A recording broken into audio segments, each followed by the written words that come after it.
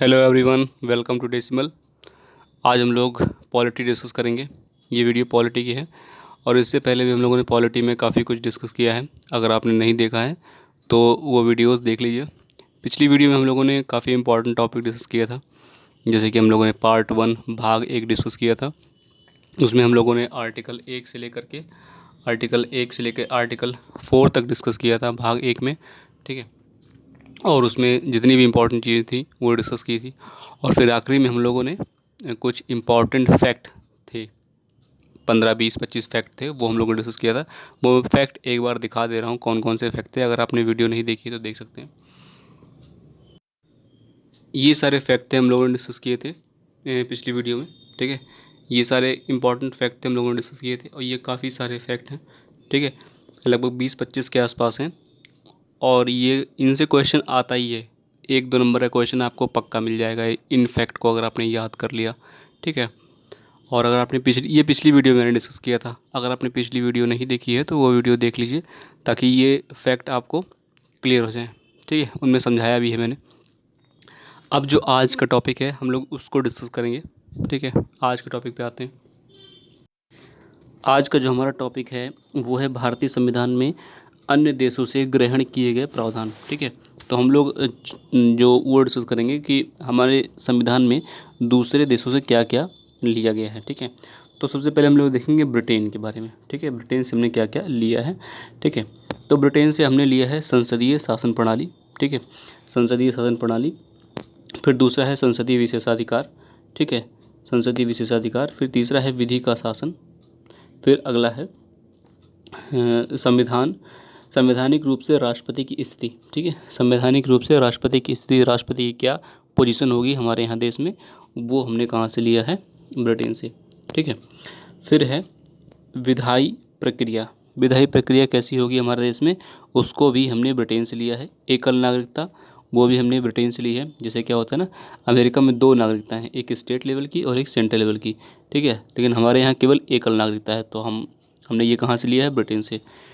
फिर चुनाव में सर्वाधिक मत के आधार पर जीत की प्रक्रिया, मतलब कि चुनाव होगा और उसमें जिसको सर्वाधिक वोट मिलेंगे वो कैंडिडेट जीता हुआ माना जाएगा या वो पार्टी जीती हुई मानी जाएगी। तो वो भी हमने कहाँ से लिया है, ये प्रक्रिया हमने ली है ब्रिटेन से, ठीक है ना। मंत्रिमंडल प्रणाली, ये भी हमने ब्रिटेन से ली हुई है, ठीक है। परमाधिकार लेख, ये सारे हमने ब्रिटेन से लिए हैं, ठीक है। तो इतनी चीज़ें ये ध्यान रखना। इसमें सबसे इम्पोर्टेंट चीज़ है कि राष्ट्रपति का जो स्थिति है वो एकल नागरिकता और चुनाव में मत के आधार पर जीत की प्रक्रिया, ठीक है। इतनी चीज़ें। और मंत्रिमंडल, कैबिनेट वाला मंत्रिमंडल प्रक्रिया, ये भी हमने जो कहाँ से ली है, ब्रिटेन से ली है, ठीक है ना।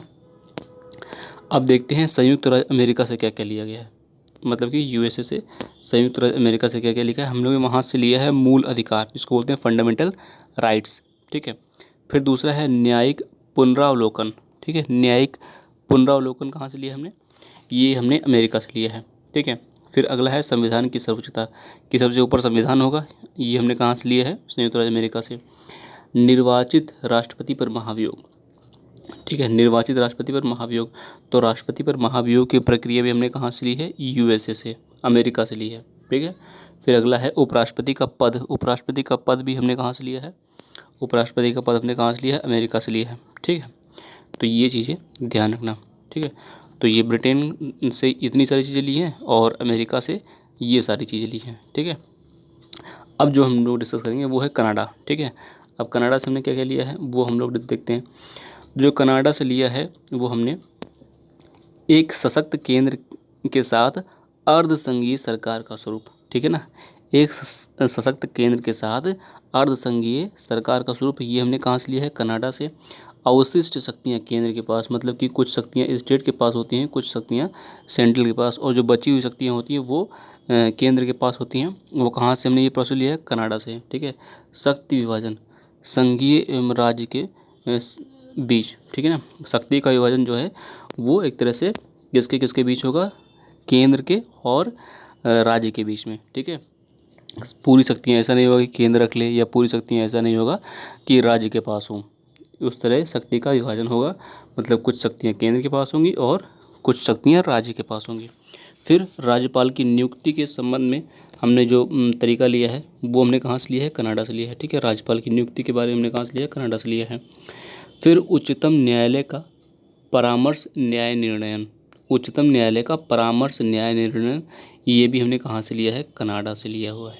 ठीक है, ये चीज़ ध्यान रखना। तो हम लोगों ने देखा ब्रिटेन से, अमेरिका से, कनाडा से। अब देखते हैं आयरलैंड से क्या क्या लिया। ठीक है ना, आयरलैंड से ये काफ़ी इम्पोर्टेंट है। ठीक है ना, राज्य के नीति निदेशक तत्व, ये कई बार पूछा गया है। ठीक है ना, कि राज्य के नीति निदेशक तत्व हमने किस देश से जो है लिया है, तो वो हमने कहाँ से लिया है, आयरलैंड से।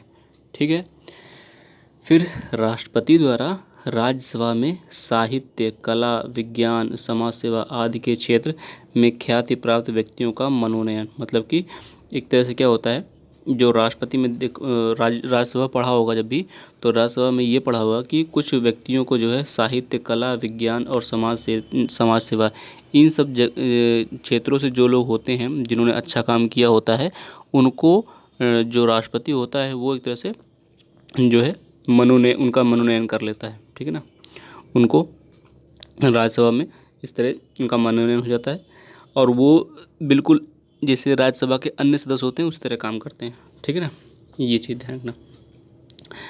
और राष्ट्रपति की निर्वाचन संबंधी प्रक्रिया, ठीक है, राष्ट्रपति की निर्वाचन संबंधी प्रक्रिया ये भी हमने कहाँ से ली है, आयरलैंड से ली है। ठीक है, राष्ट्रपति की निर्वाचन संबंधी प्रक्रिया ये हमने कहाँ से ली है, आयरलैंड से। अभी राष्ट्रपति के निर्वाचन हुए हैं। ठीक है ना, देखो अब अगला है दक्षिण अफ्रीका। ठीक है, दक्षिण अफ्रीका, हमने दक्षिण अफ्रीका से क्या क्या लिया है। देखो हमारे यहाँ जो संविधान है ना, जो हमारा यहाँ कॉन्स्टिट्यूशन है, उसको हम लोग समय समय पर ज़रूरत के हिसाब से उसमें संशोधन पार्लियामेंट करती रहती है। ठीक है ना, तो वो संशोधन करने की प्रक्रिया हमने कहाँ से ली है, दक्षिण अफ्रीका से। तो संविधान संशोधन की प्रक्रिया हमने कहाँ से ली है, दक्षिण अफ्रीका से। ठीक है, राज्यसभा सदस्यों की निर्वाचन प्रक्रिया, तो राज्यसभा में जो सदस्य हैं उनका निर्वाचन किस तरह से होगा, ये सारा तरीका हमने कहाँ से लिया है, दक्षिण अफ्रीका से। ठीक है, अब आगे देखते हैं फ्रांस से हमने क्या क्या लिया। ठीक है, फ्रांस से हमने ली है स्वतंत्रता, समानता, बंधुत्व का सिद्धांत। ये तीनों चीज़ें, स्वतंत्रता, समानता और बंधुत्व का सिद्धांत, हमने फ्रांस से लिया है। ठीक है, ये तीनों ध्यान रखना, स्वतंत्रता, समानता और बंधुत्व, 3 वर्ड ध्यान रखना इसमें, स्वतंत्रता, समानता और बंधुत्व, इन तीनों का सिद्धांत हमने फ्रांस से लिया है। ठीक है, फिर अगला है गणतंत्रात्मक व्यवस्था। ठीक है, गणतंत्रात्मक व्यवस्था जो है वो हमने कहाँ से ली है, फ्रांस से। ठीक है, गणतंत्रात्मक व्यवस्था अगर पूछी जाए कि कहाँ से ली है, तो ध्यान रखना फ्रांस से ली है। ठीक, अब अगला है ऑस्ट्रेलिया। ऑस्ट्रेलिया के संविधान से हमने क्या क्या लिया है। ठीक है, ऑस्ट्रेलिया के संविधान से हमने समवर्ती सूची का प्रावधान लिया है। ठीक है, हमने समवर्ती सूची का प्रावधान लिया है। तो हमारे यहाँ जो है ना, 3 सूची हैं, एक केंद्र की सूची है। ठीक है, एक राज्यों की सूची है और एक समवर्ती सूची, मतलब कि इसमें केंद्र कानून बनाता है, एक राज्य स्तर की है जिसमें राज्य कानून बनाते हैं, एक समवर्ती सूची और इसमें केंद्र और राज्य दोनों मिलकर कानून बनाते हैं। ठीक है ना, नियम कानून बनाते हैं। तो इस तरह जो हमारी समवर्ती सूची है वो हमने कहाँ से ली है, ऑस्ट्रेलिया से ली है। ठीक है, संसद के दोनों सदनों की संयुक्त बैठक। ठीक है ना, संसद के दोनों सदनों की संयुक्त बैठक का प्रावधान होता है ना हमारे यहाँ, तो वो हमने कहाँ से ली है, ऑस्ट्रेलिया से ली है। ठीक है, तो संसद के दोनों सदनों की अगर संयुक्त बैठक हो रही है, ठीक है ना, तो उसके बारे में हम लोगों ने प्रावधान कहाँ से लिया है, ये ध्यान रखना कि ऑस्ट्रेलिया से लिया है। ठीक है ना, और संसद के दोनों सदनों की बैठक कितनी बार हुई है, ठीक है ना, ये किस आर्टिकल से हुई है, आप कमेंट में लिख सकते हैं। ठीक है, फिर अगला है जर्मनी, वाइमर सिद्धांत इसको बोलते हैं। ठीक है, जर्मनी के सिद्धांत को वाइमर सिद्धांत भी कहा जाता है। ठीक है ना, ये काफ़ी इंपॉर्टेंट चीज़ है कि जर्मनी के सिद्धांत को वाइमर सिद्धांत कहा जाता है। कभी पूछ ले कि वाइमर सिद्धांत किसे कहा जाता है, तो वहाँ पे 4 देशों के नाम दे देंगे, ऑस्ट्रेलिया का, जर्मनी का, जापान का या फ्रांस का। ठीक है, तो ध्यान रखना कि जर्मनी जो है उसको वाइमर संविधान बोलते हैं। ठीक है ना, इसमें क्या है, जो आपातकाल के दौरान मूल अधिकारों का निलंबन है ना, मूल अधिकारों के निलंबन की बात थी, वो हमने जर्मनी से लिया है। ठीक है, आपातकाल के दौरान मूल अधिकारों के निलंबन की बात हमने कहाँ से की है, वो हमने जर्मनी से ली है। ठीक है ना, ये चीज़ ध्यान रखना, ये काफ़ी इंपॉर्टेंट है। फिर अगला है जापान। जापान से भी हमने कुछ चीज़ ली है, जैसे कि जापान से मैंने क्या लिखा है, विधि द्वारा स्थापित प्रक्रिया। ठीक है ना, विधि द्वारा स्थापित प्रक्रिया हमने कहाँ से ली है, वो जापान से ली है। ठीक है, फिर आगे देखते हैं अगला क्या है। अगला है पूर्व सोवियत संघ। ये काफ़ी इंपॉर्टेंट है। ठीक है ना, पूर्व सोवियत संघ, ये यहाँ से हमने क्या लिया है, यहाँ से हमने लिया है मूल कर्तव्य। ठीक है ना, मूल कर्तव्य, जैसे हमने मूल अधिकार जो है, मूल अधिकार वो हमने अमेरिका से लिया हुआ है। ठीक है ना, ये देखो मूल अधिकार हमने कहाँ से लिया हुआ है, अमेरिका से। ये देखो, ये मूल अधिकार हमने कहाँ से लिया हुआ है, अमेरिका से लिया हुआ है।